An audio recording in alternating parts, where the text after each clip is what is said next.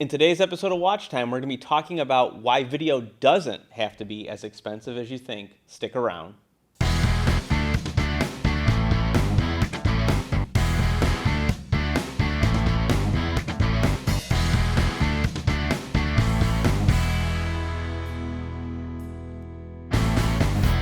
Welcome back to Watch Time. Today we're going to be talking about why video doesn't have to be so expensive.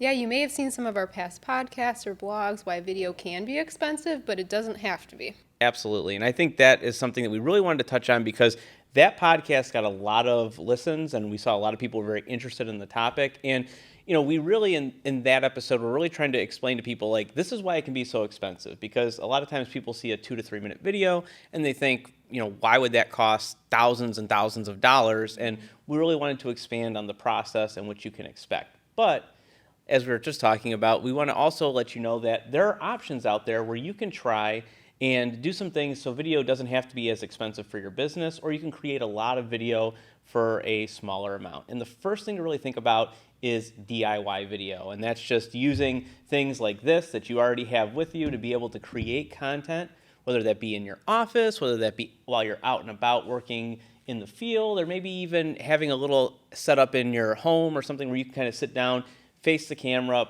clip on your mic, and start to create some content. Yeah, you can really make very good quality videos with your phone. Get a little tripod to hold it steady. There's different mics you can plug in to increase the audio quality, and we've published some information on that too.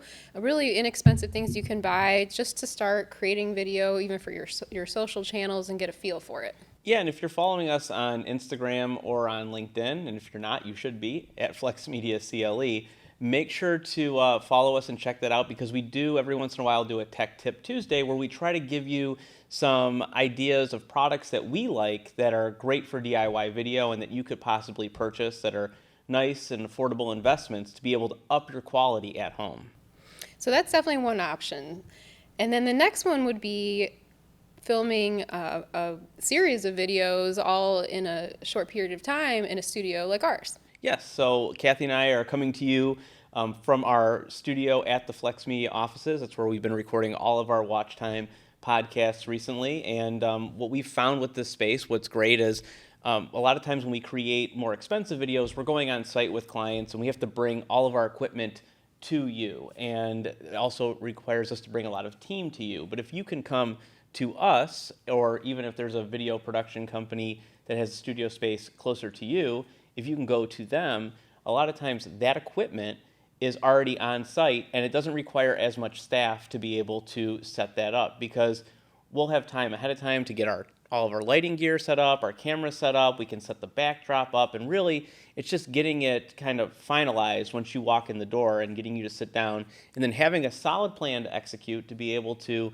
record, anywhere from probably 3 to 4 videos, maybe in a half day, depending on the length of the video, or maybe even getting somewhere between, 6 to 8 videos in a full day shoot, versus like if we had gone on site, we may only be able to capture a couple videos just because of all the time that it takes to set up. Yeah, I mean, the video style may change a little bit. Obviously we're not at your facilities getting B-roll and things like that, but more, would you say like more of a simplistic kind of style video that we could do in the studio? I would say this is a great example of something you could do in a studio. If you wanted to have a podcast or if you wanted to do a product demo, what's great about a studio setting is a lot of times things are built to be able to be versatile enough to be moved around. So this backdrop that we have here is customizable. This is our graphic, but other graphics can go in here. TVs can be turned, colors can be changed, walls can be removed. We can pull down backdrops. So there's a lot of options when you go to a studio setting that will allow you to create, I'd say,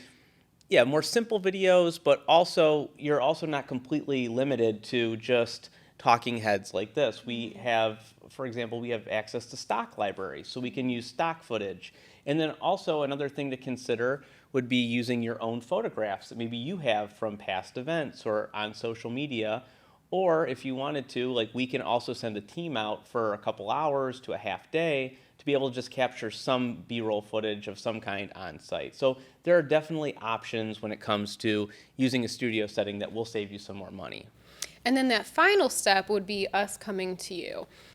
Yes, us coming to you, but reducing maybe what you need. So a lot of times I feel like clients come to us and they kind of want everything in the kitchen sink. And I totally get it. Like, you have this wish list and you want to just check everything off, and you want all this video that's going to be on your website and your social media, and it's going to really enhance your brand.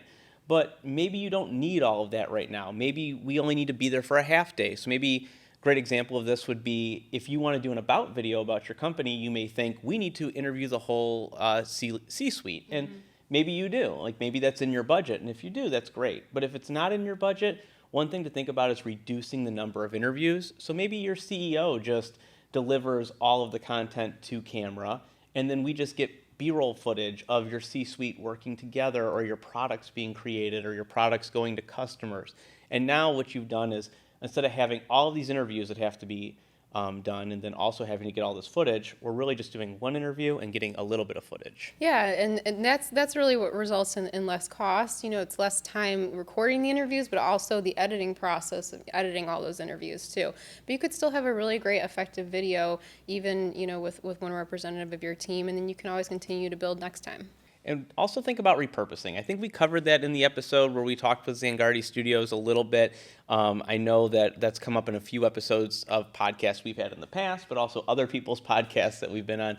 Repurpose, repurpose, repurpose. So if we're coming out to your site and we're going to be interviewing your CEO and maybe just getting a little bit of B-roll footage, think about maybe some lines that you'd want that CEO to deliver separately to camera, and we can capture some short reel style videos, or even just some short content that could be used on social media to either drive traffic to the main video, or maybe just advertise upcoming things that your company is going to be doing. So there's a lot of opportunity to get some additional pieces of content out of something that you're already paying for, and that's one way you can make video a little less expensive. So hopefully that helps a little bit to help you understand some of the different options for recording videos, something that might work better within your budget. It doesn't have to be a big, elaborate, expensive thing every time. Thanks for listening to Watch Time. We hope you guys enjoyed today's episode. And remember to like and subscribe so you don't miss future episodes. And if you want your question answered on our podcast, go to flexmediacle.com/watchtime.